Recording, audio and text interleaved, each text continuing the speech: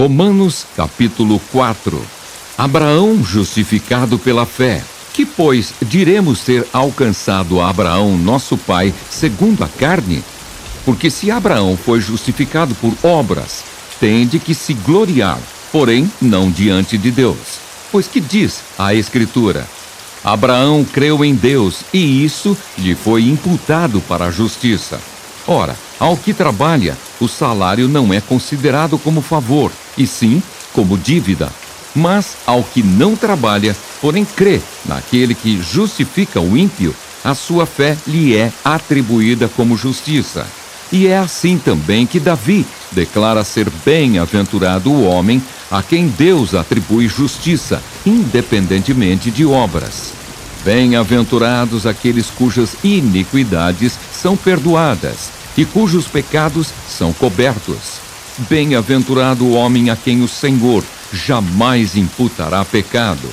Vem, pois, esta bem-aventurança exclusivamente sobre os circuncisos ou também sobre os incircuncisos? Visto que dizemos, a fé foi imputada a Abraão para a justiça.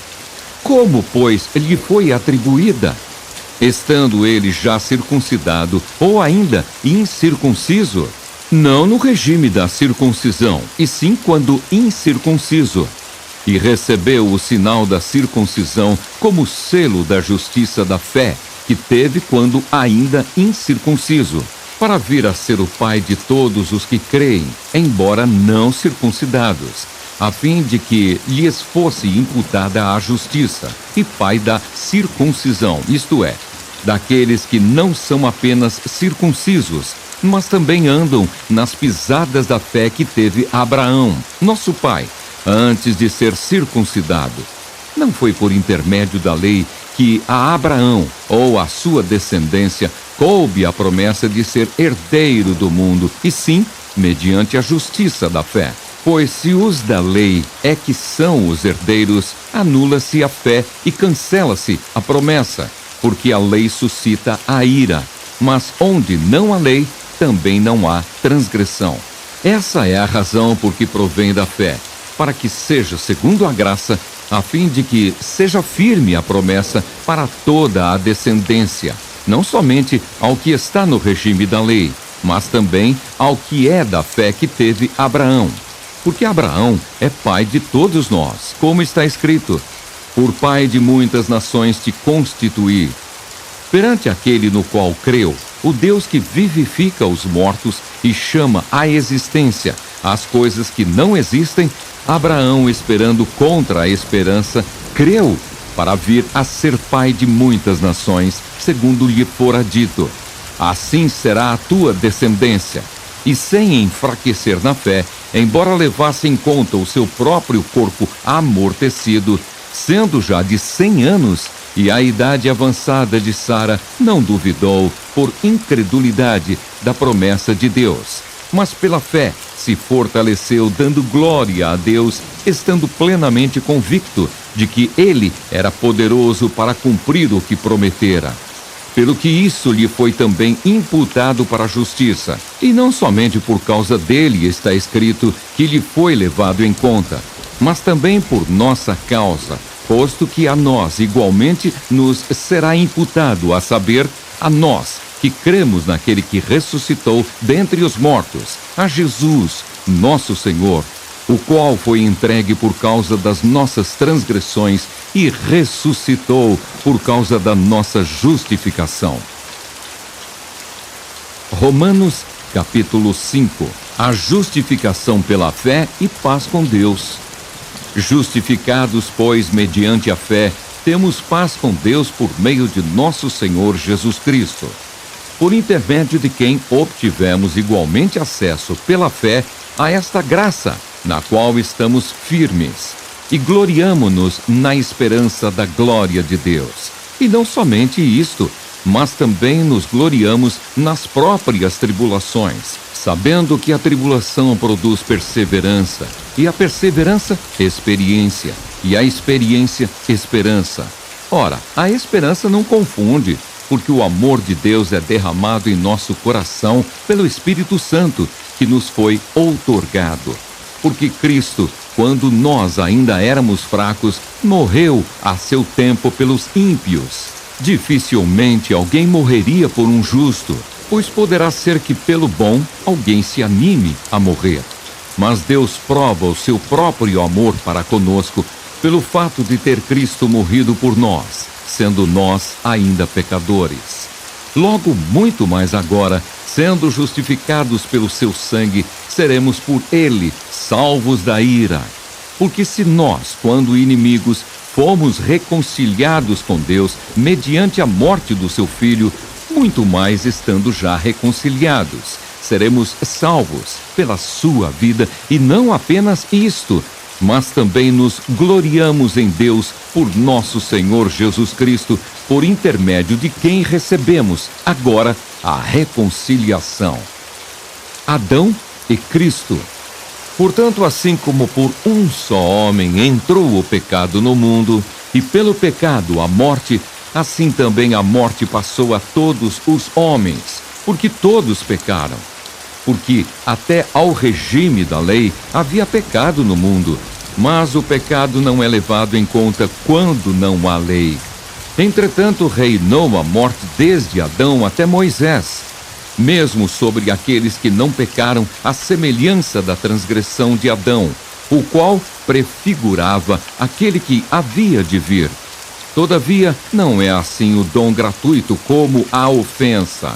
Porque se pela ofensa de um só morreram muitos, muito mais a graça de Deus e o dom pela graça de um só homem, Jesus Cristo, foram abundantes sobre muitos. O dom, entretanto, não é como no caso em que somente um pecou, porque o julgamento derivou de uma só ofensa para a condenação. Mas a graça transcorre de muitas ofensas para a justificação. Se pela ofensa de um e por meio de um só reinou a morte, muito mais os que recebem a abundância da graça e o dom da justiça reinarão em vida por meio de um só, a saber, Jesus Cristo. Pois assim como por uma só ofensa veio o juízo sobre todos os homens para a condenação, assim também, por um só ato de justiça, veio a graça sobre todos os homens para a justificação, que dá vida. Porque, como pela desobediência de um só homem, muitos se tornaram pecadores, assim também por meio da obediência de um só, muitos se tornarão justos. Sobreveio a lei para que avultasse a ofensa, mas onde abundou o pecado, superabundou a graça, a fim de que, como o pecado reinou pela morte, assim também reinasse a graça pela justiça para a vida eterna, mediante Jesus Cristo, nosso Senhor. Atos capítulo 16, versículos 6 a 40. A visão em Troade. E percorrendo a região frígio-gálata, tendo sido impedidos pelo Espírito Santo de pregar a palavra na Ásia, defrontando Mísia, tentavam ir para Bitínia, mas o Espírito de Jesus não o permitiu. E tendo contornado Mísia, desceram a Troade. À noite sobreveio a Paulo uma visão, na qual um varão macedônio estava em pé e lhe rogava, dizendo: passa a Macedônia e ajuda-nos. Assim que teve a visão, imediatamente procuramos partir para aquele destino, concluindo que Deus nos havia chamado para lhes anunciar o Evangelho.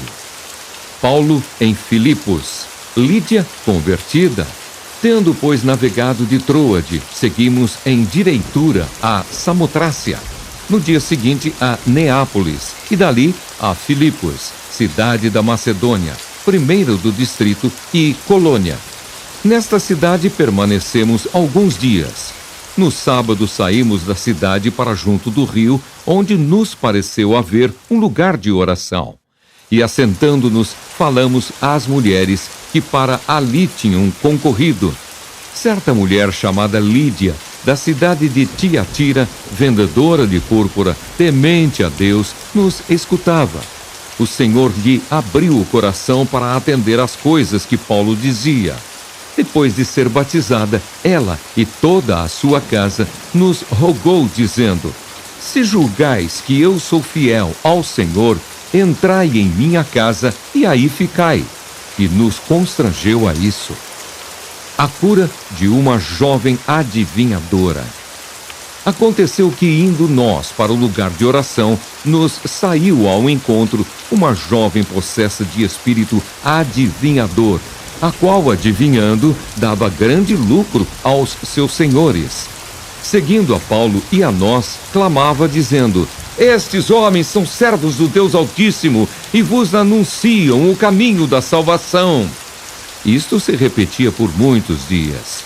Então Paulo, já indignado, voltando-se, disse ao Espírito: em nome de Jesus Cristo eu te mando, retira-te dela.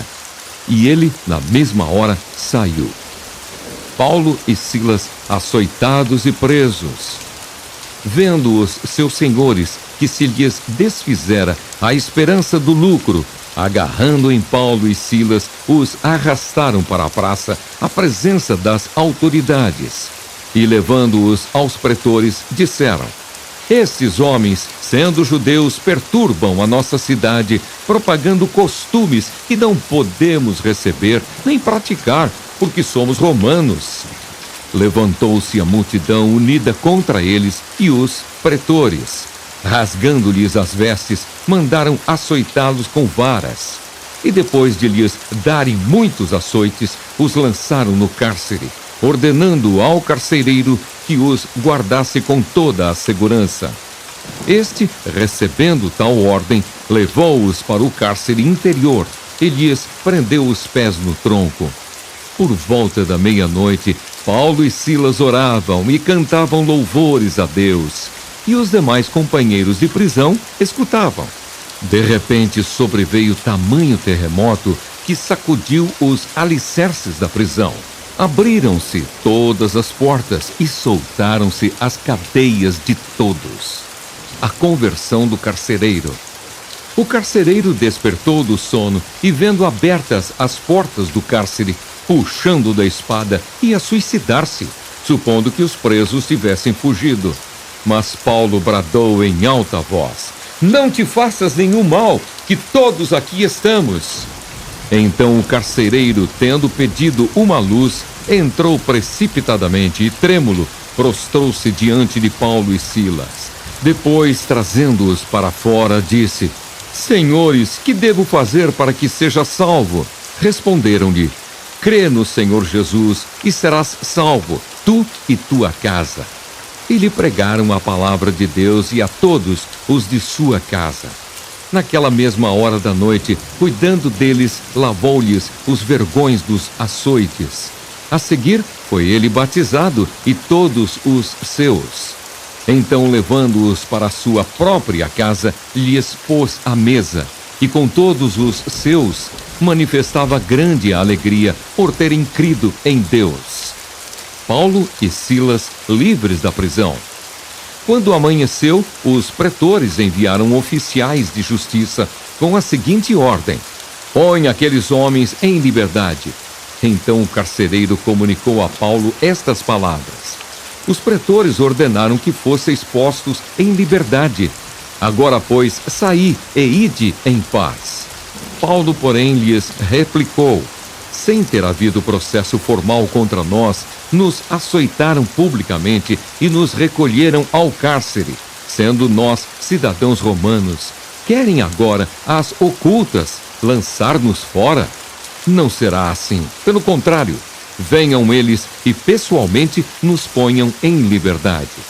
Os oficiais de justiça comunicaram isso aos pretores, e estes ficaram possuídos de temor, quando souberam que se tratava de cidadãos romanos.